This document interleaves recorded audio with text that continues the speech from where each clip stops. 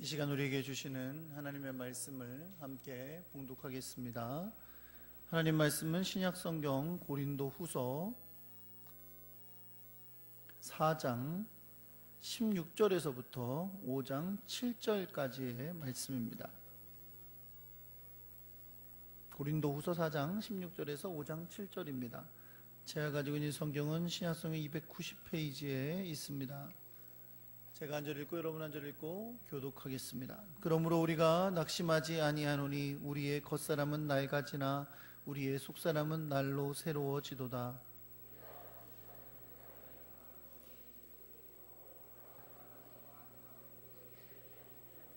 우리가 주목하는 것은 보이는 것이 아니요 보이지 않는 것이니 보이는 것은 잠깐이요 보이지 않는 것은 영원함이라.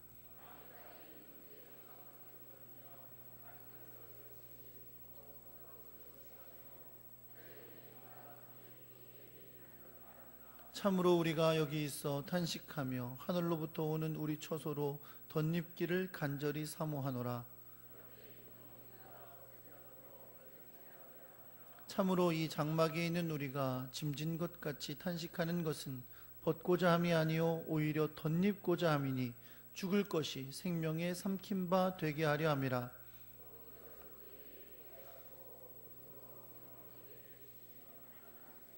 그러므로 우리가 항상 담대하여 몸으로 있을 때에는 주와 따로 있는 줄을 아노니.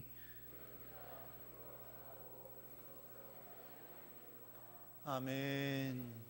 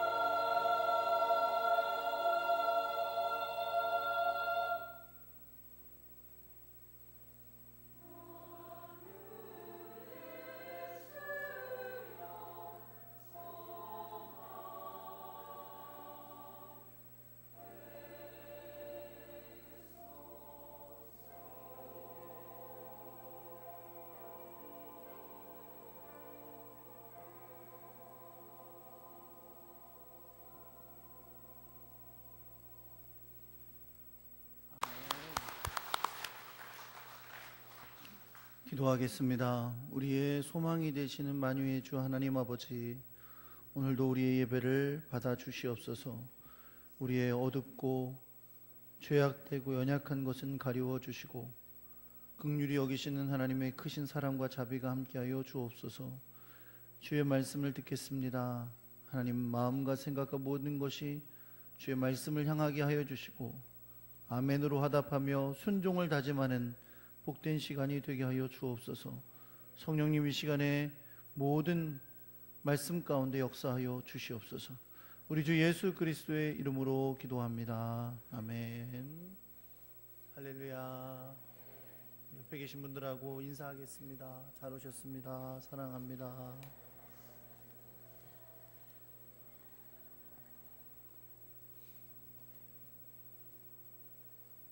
하나님의 놀라우신 은혜와 사랑이 여러분과 함께 하시기를 예수 그리스도의 이름으로 축원합니다.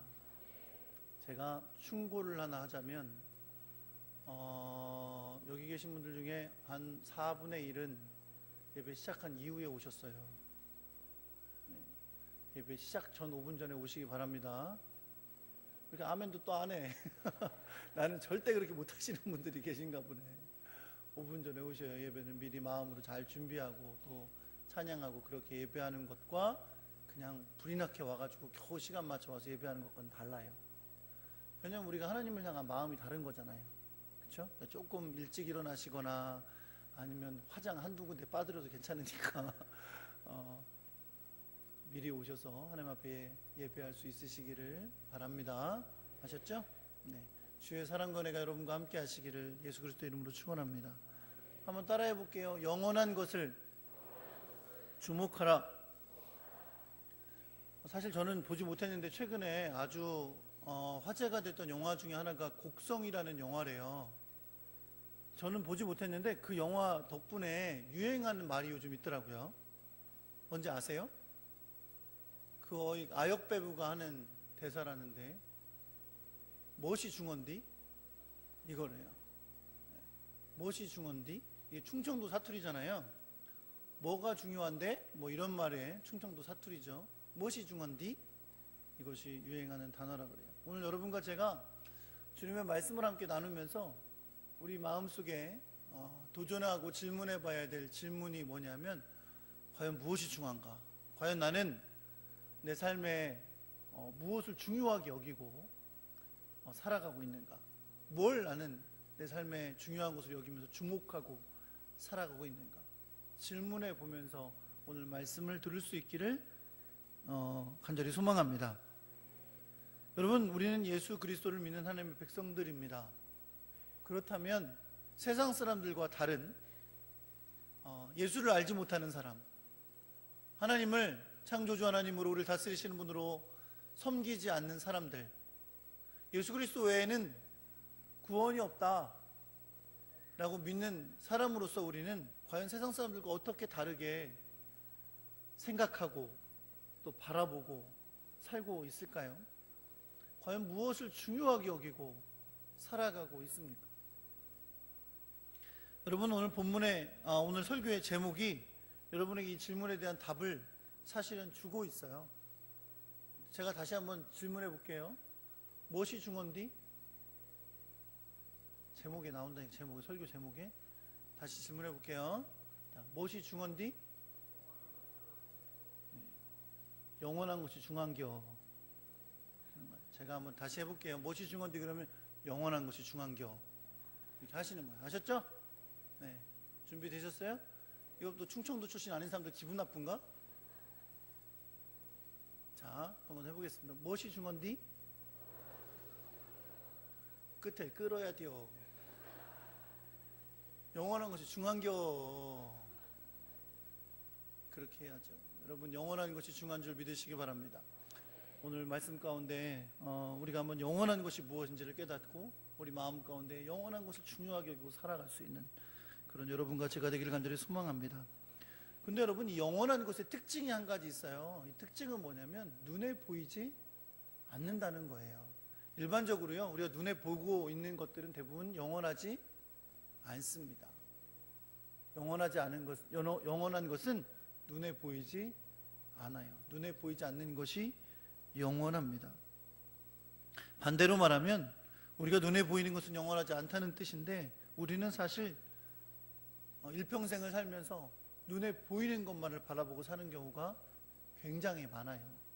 그러나 우리가 예수 그리스도를 믿고 하나님의 백성이 되고 영원한 하나님의 나라를 바라보고 사는 사람들이라면 우리는 분명히 달라야 하는데, 달라야 하는 것이 뭐냐면 영원한 것을 중요하게 여기고 살아가는 사람들이라는 것입니다.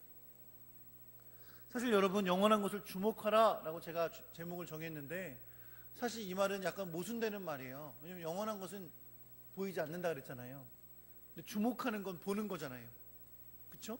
그러니까 보이지 않는 영원한 것을 주목해봐라, 이게 사실 말이 안 되죠. 그렇죠? 그런데 여기서 말하는 주목한다는 말은 사실은 단순히 시각적으로 본다라는 의미가 아니에요. 그래서 주목한다는 말은 무슨 뜻이냐면 주시한다는 뜻인데, 동시에 목표를 삼는다, 삶의 표대를 삼는다, 그런 뜻이에요. 내 삶에 있어서 표대를 삼고 그것을 향해 달려가는데, 그 달려가는 그 표대가 뭐라는 거냐면 영원한 것, 그리고 보이지 않는 것이라는 뜻입니다. 로마서 8장 24절에 보면요, 이것을 우리의 소망이라고 표현했어요. 우리의 소망이 보이는 것이 아니라 보이지 않는 것이다 라고 말씀했다는 거죠. 사랑하는 성도 여러분, 우리의 소망은 이 세상에 있는 눈에 보이는 것이 아니라 보이지 않는 것에 있는 줄 믿으시기 바랍니다. 오늘 본문은 영원한 것과 영원하지 않은 것을 세상의 사람들이 주로 주목하는 것과 우리가 주목하는 것을 서로 대조하면서 말씀을 하고 있습니다.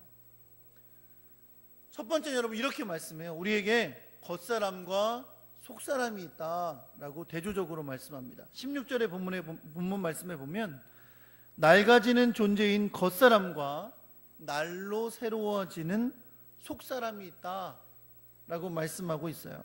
뭐라고 말씀해요? 그러므로 우리가 낙심하지 아니하노니 우리의 겉사람은 낡아지나 우리의 속사람은 날로 새로워지는도다 라고 말씀합니다. 그래서 우리의 겉사람은 낡아지지만 우리의 속사람은 날마다 새로워지기 때문에 뭐하지 않는다? 낙심하지 않는다, 이렇게 말씀하고 있다는 거죠.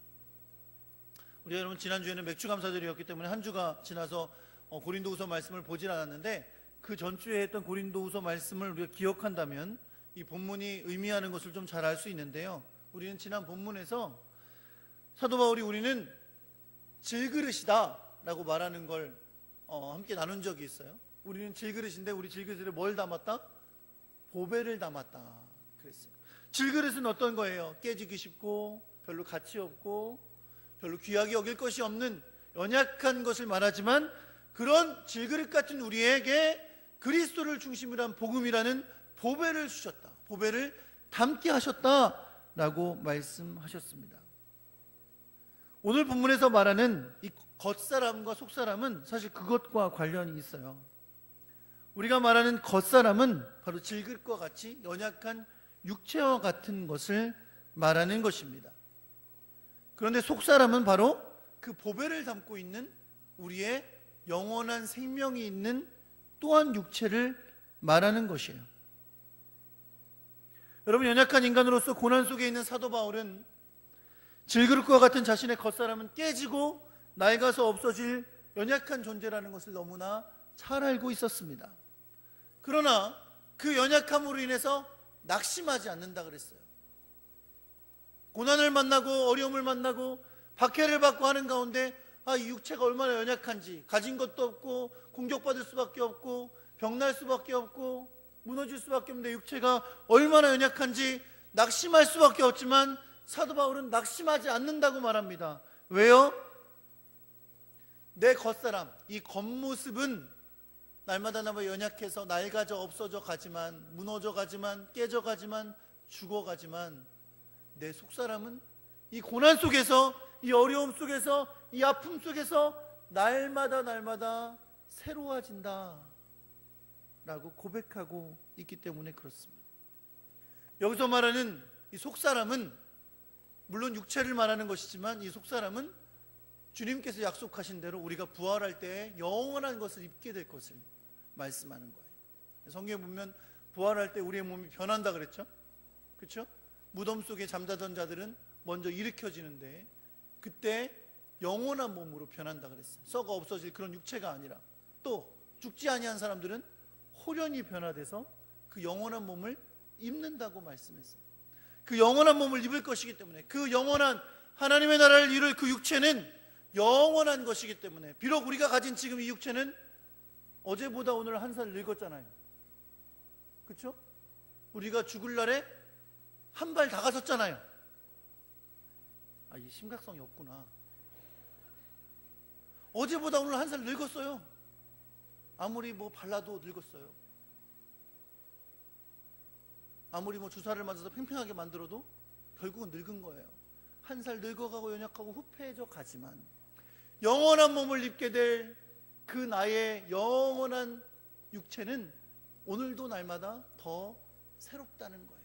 주님 안에 새롭다. 오히려 고난을 받으면 고난을 받을수록 내 심령은 주님을 더 닮아가고 주님의 영원한 옷을 입을 것을 소망하며 더 새로워진다 라고 고백하고 있는 것입니다. 사실 언제 죽을지 모를 박해를 당하고 있는 바울에게 겉사람은 너무나 연약하고 낡아져 없어져 버릴 그런 것이기 때문에 소망이 없을 수밖에 없어요. 그죠? 소망을 잃을 수밖에 없죠.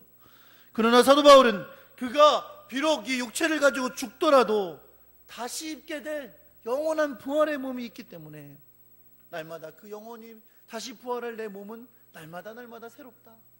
더욱더 새롭다라고 고백하고 있는 것입니다. 마치 예수님께서 이 세상에 사시면서 고난을 당하시고 죽기까지 복종하셔서 십자가에 죽으셨지만 3일 만에 부활하셔서 영원한 부활의 몸을 입으시고 우리의 부활의 첫 열매가 되시고 우리의 소망이 되어주신 것처럼, 비록 내 몸은 항상 박해를 받아서 고난을 당해서 어려움 가운데 사람들에게 공격을 받아 후패하고 연약해지고 나약해지지만 영원한 부활의 몸을 입을 내 몸은 날마다 새롭다 말씀하고 있는 것입니다. 사실 여러분, 눈에 보이는 상황 속에서 당하는 여러 가지 어려움을 주목하고 있다면 사도 바울도 낙심하지 않을 수가 없어요. 기껏 고린도에 가서 복음 전했잖아요. 그래서 교회가 세워졌잖아요. 그런데 그 사람들 중에서 어떤 사람들이 있어요? 사도 바울은 사도가 아니라고, 저 사람이 전하는 것은 잘못됐다고 공격하는 사람도 있어요. 같은 유대인인데 예수의 복음 전한다고 공격하는 유대인들이 있어요. 사도 바울도 로마 시민권을 가진 사람인데 똑같은 로마 시민권을 가진 수많은 사람들이 저 사람이 황제를 섬기지 않고 예수를 섬긴다고 죽이려고 해요. 아무리 어려움과 고난 속에서 복음을 전하려고 해도 육체는 피곤하고 배고프고 헐벗은 상태에 살아요. 생각하면 소망이 없다, 너무나 고난이 크고 어렵다, 힘들다, 지친다, 상했다, 포기하고 싶다 할 일들일 것입니다. 그러나 사도 바울은 그 육체의 어려움과 고통, 눈에 보이는 그것에 주목하며 살며 근심하며 넘어지는 자가 아니라 눈에 보이지 않는 영원한 것을 바라보기 때문에 나는 낙심하지 않는다. 왜냐하면 내 겉모습은 날마다 후패해져 가지만 오히려 내 몸은, 내 영혼을 입을 내 몸은 날마다 새로워지고 있다 라고 고백하고 있는 것입니다. 지금 눈에 보이는 고난은 크게 보일지 모르지만 사실상 하나님이 그 나라에서 누리게 하실 그 영광을 생각하면 그 눈에 보이는 그 고난은 지금 내 앞에 있는 것이 너무나 커서 너무나 힘들고 어렵지만 사실은 오히려 잠깐의 가벼운 고난일 수밖에 없다고 고백하고 있는 것입니다. 사도 바울이 뭐라고 말씀하시는지 한번 보겠습니다. 17절 말씀 한번 보겠습니다. 17절 말씀, 지금쯤 한번 성경을 읽는 것도 괜찮을 것 같아요. 그렇죠? 눈도 감기는 사람도 한 두 분 계시고, 그러니까 17절 말씀 함께 보겠습니다. 한 목소리로 읽을게요. 시작. 우리가 잠시 받는 환난에 경한 것이 지극히 크고 영원한 영광에 중한 것을 우리에게 이루게 함이니 라고 했습니다. 여러분, 이 말씀 가운데서 영원한 영광에 중한 것을 우리에게 이룬다라고 말씀했습니다. 그랬죠? 오늘 지금 읽으셨어요. 네, 지금 읽은 말씀에 영원한 영광에 중한 것이 있다고 말씀했는데, 이 표현이요 너무 굉장히 고상하게 적혀 있는데, 본래 표현대로 이렇게 표현하자면 헤아릴 수 없는 영원하고 영광스러운 것을 의미하는 말이에요. 양으로 따지면 여러분 어떻다고요? 헤아릴 수가 없다고요. 너무 많아서 헤아릴 수가 없는 영광이에요. 또 어떻다고요? 시간상으로 영원한 영광이에요. 하나님 안에서 속사람이 누리게 될 영광은 양으로 따지면 헤아릴 수가 없이 많고, 시간으로 따지면 영원만큼 많아요. 그 영광을 바라보니까, 그 영원한 것에 주목하니까 지금 당하고 있는 고난이 너무 배고프고 고통스럽고 죽을 위기에 처했고 날마다 후패해져 가지만, 그 환난에 대해서 뭐라고 표현하냐면 잠시 받는 환난에 경한 것이다. 경한 것은 가볍다는 거잖아요. 잠시 조그만 환난을 내가 당하고 있는 것이다 라고 표현하고 있는 거예요. 보이지 않는 큰 것을, 영광을 바라보니까 내가 지금 당하고 있는 고난을 경한 것으로, 잠깐 받는 것으로 고백하고 있는 것을 볼 수 있습니다.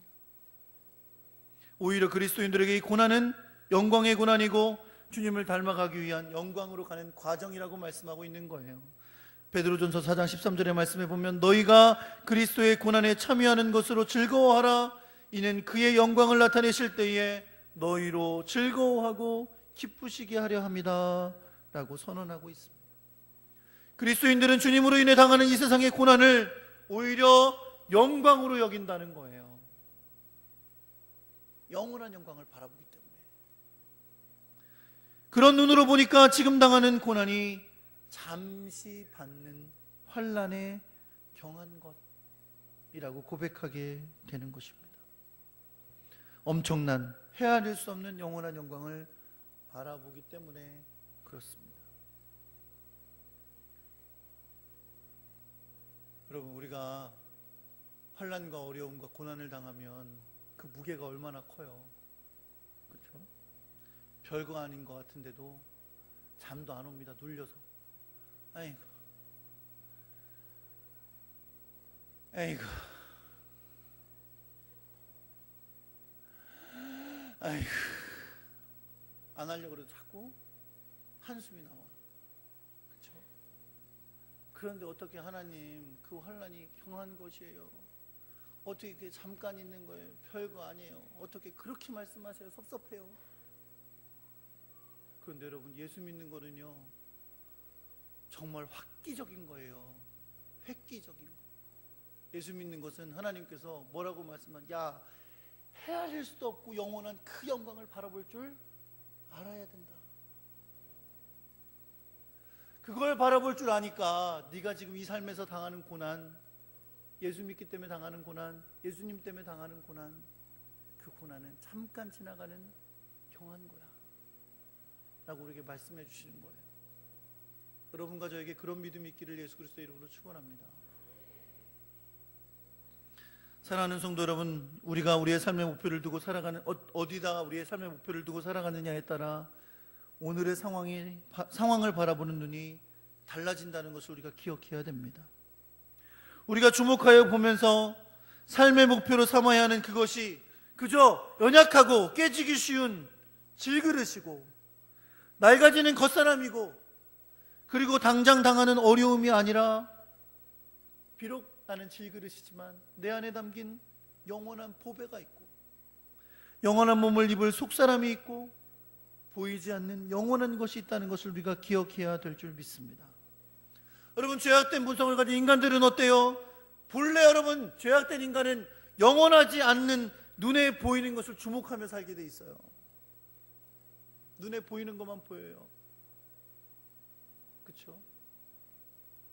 그것이 나에게 의미가 있어요. 보이지 않는 게 무슨 의미가 있어? 보여야지 당장. 내 눈에 보여야 의미가 있고 나한테 중요하다고 여기며 살아간다는 거죠. 거기 얽매여 살아가는 거예요. 그걸 즐기며 살아가는 거예요. 그것 외에는 아무 의미가 없는 거예요. 사랑하는 성도 여러분, 오늘도 말씀 가운데 우리가 영원하고 헤아릴 수 없는 그 영광을 바라봐야 된다라고 말씀하는데, 문제는 뭐예요? 안 보여요. 안 보여. 뭐 하나님 바라봐요? 안 보이는데요. 보여주시면, 제가 오늘 한번 딱 꿈속에서라도 저를 보여주시면 제가 잘 믿을 것 같은데, 문제는 안 보이는 거예요. 사랑하는 성도 여러분, 보이지 않는 것이 영원한 것인 줄 믿으시기 바랍니다. 그게 여러분 믿음인 거 아세요? 믿음은요, 보는 걸 믿는 게 아니에요. 보이지 않는 걸 믿는 게 믿음입니다. 그것이 여러분 우리에게 말씀하시는 주님의 귀한 명령이고 요구이며 믿음인 줄 믿으시기 바랍니다. 제가 여러분 최근에 노예 순방을 다녀요. 내일까지 가면 이제 끝납니다. 노예 임원이 돼가지고 노예 순방을 다니는데, 우리 노예 교회가 130개예요. 근데 뭐 좀 이런 어려운 교회들, 순방을 못 받을 교회들 빼고 한 100교회를 다니는 것 같아요. 가서 예배드리고 뭐 이렇게 잠깐 얘기 나누고 그렇게 오는데,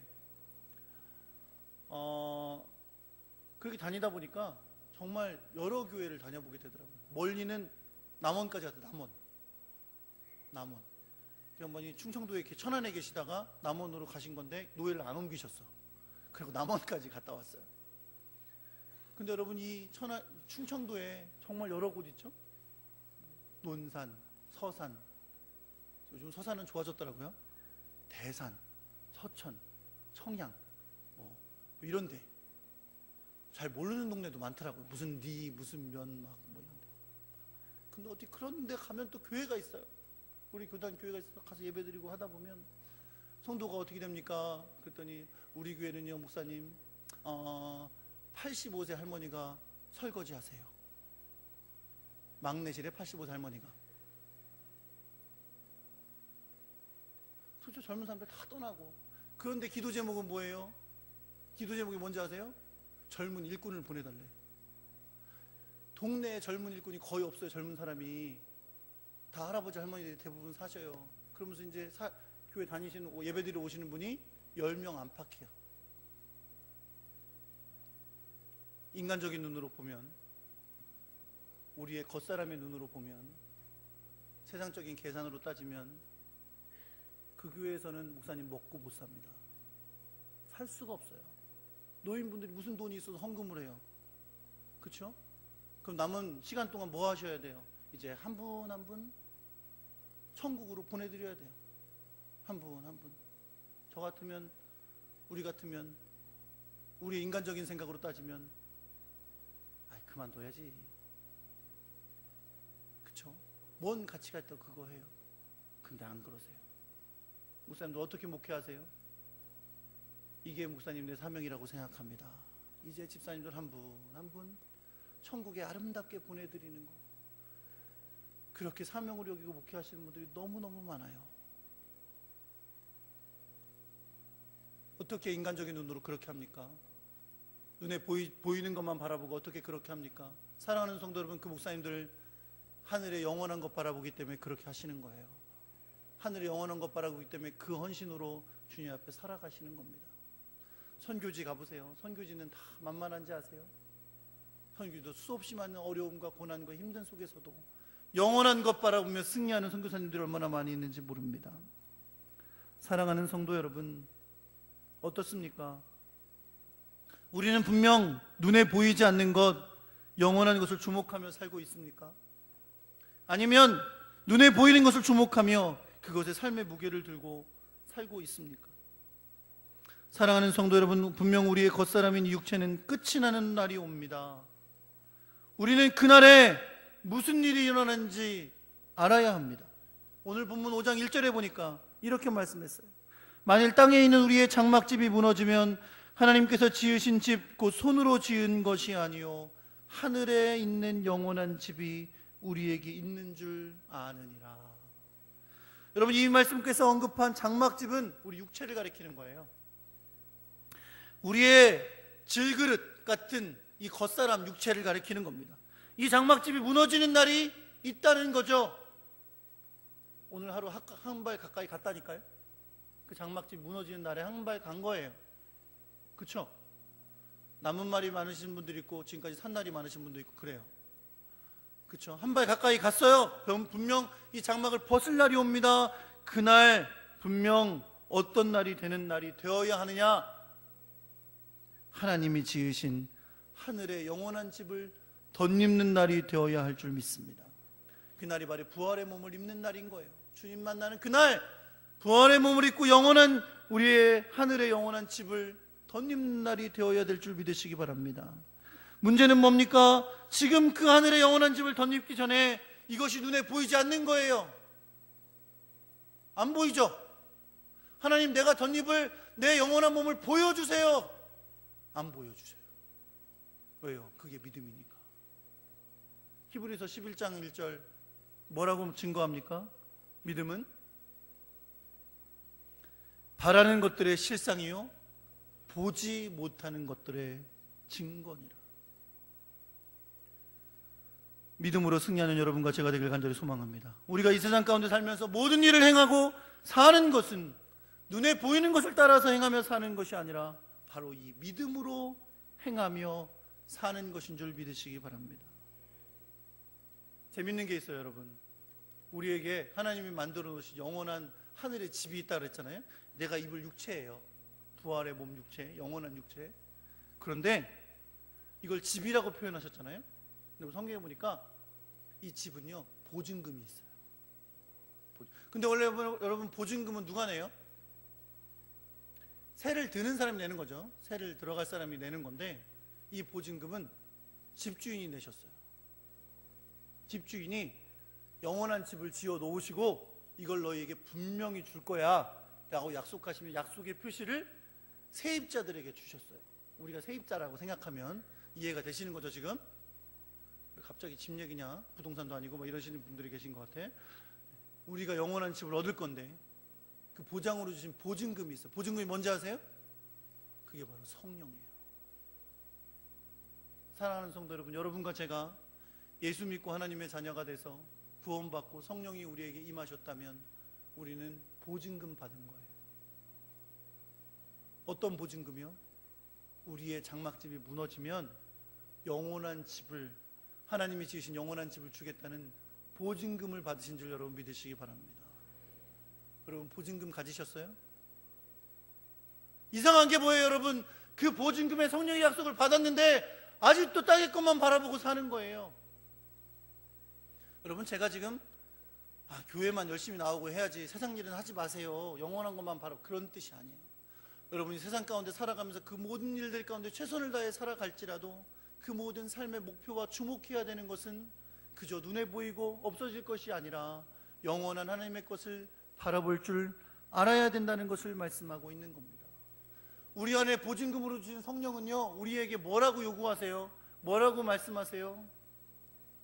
야 피로나, 눈에 보이지 않는 걸 바라보고 살아야 돼. 내가 너에게 약속했잖아. 영원한 것을 입을 날이 온다고. 그런데 왜 눈에 보이는 거, 영원하지도 않은 거, 썩어 엎젖을 거냐면 목숨 걸고 사니? 진정으로 여러분 우리에게 성령이 임하셨고 여러분 안에 성령이 보증금으로 계시다면 분명 성령께서는 여러분이 그렇게 말씀하실 거예요. 영원한 것 바라보고 살아야 돼. 눈에 보이지 않는 내가 너에게 약속한 것 바라보고 살아야 돼. 근데 우리는 어떻게 해요? 꾹꾹 눌러요. 아니요 성령님, 그럼 난 못 살아요. 눈에 보이는 게 있는데요. 내가 지금 당장 이거 해야 되는데요. 하나님 영원한 거 못 바라보고 삽니다. 잠깐만 참아주세요. 잠깐만 참아주세요. 아니요 여러분, 그렇게 성령을 소멸하시면 안 돼요. 성령이 충만하시기를 예수 그리스도의 이름으로 축원합니다. 우리에게 보증으로 주신 그 성령께서 우리에게 말씀하시는 것, 영원한 것 바라보라고, 보이지 않는 것 주목하라고, 우리에게 명령하시는 것에 순종하는 하나님의 사람 될 수 있기를 예수 그리스도의 이름으로 축원합니다. 말씀 끝났어요. 여러분 장례식장 가시죠? 안 가세요? 종종 가시죠? 누구 돌아가셨다면 장례식장 가시죠? 저도 자주 갑니다. 목회를 하니까 더 많이 가게 되는 것 같아요. 어느 목사님 일, 어느 목사님, 우리 교회 성도들 제가 담임 목회한 지 3년 반쯤 됐는데 충청도에 웬만한 장례식장 다 가본 것 같아요. 그런데 여러분, 장례식장 가보면 크게 생각해 보면 두 가지 종류가 있어요. 어떤 두 종류의 장례식장이냐면, 한 종류는 이날이 천국 환송신 같아요. 일평생 영원히 보이지 않는 것 바라보고 영원한 것 바라보고 사셨던 분의 장례식, 후손들에게 영원한 것 바라보는 거 가르쳐 주신 분들. 그럼 그날 후손들도 물론 어머니 아버지와 가족과 헤어진 슬픔이 있지만 그날을 천국 환송식으로 보내드리는 거예요. 원래 우리 어머니 아버지는 영원한 것 바라보고 사셨던 분이야. 이제 그 바라시던 그곳에 가신 거야. 어떤 장례식장은 그 반대죠. 땅만 바로 산 사람. 그런 사람들을 위해는 어떤 일이 일어나면 장례식 이틀 정도 지나서 이제 후손들끼리 유산 갖고 싸워요. 왜냐하면 부모님들도 땅의 것만 바라보고 살았거든. 그걸 배웠어. 자녀들도 땅의 것 갖고 또 싸우는 거야.